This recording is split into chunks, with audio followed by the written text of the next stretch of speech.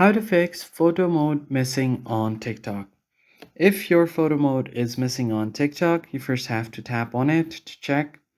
And once you open up your app, make sure that you are logged in. So usually what happens is if you tap on the plus icon at the center on the bottom side, you will be able to open your camera.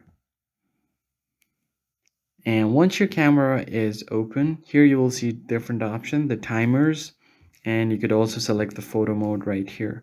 So I'm able to take pictures. So here I've taken a picture, but if this is not available to you, then you just go back. On your profile, tap on it.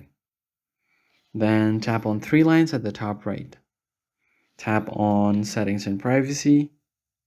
Now scroll all the way bottom until you find report a problem.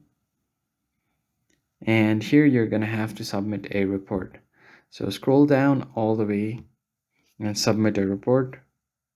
And here you're going to briefly explain that let's just say my photo mode is not available. Please help me fix this. So let's write something like this.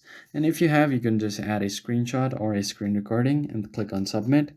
They'll get back to you within a few days and just follow the instruction. You should be good to go. That's it for this video, guys. I hope it was helpful and I'll see you guys on the next one.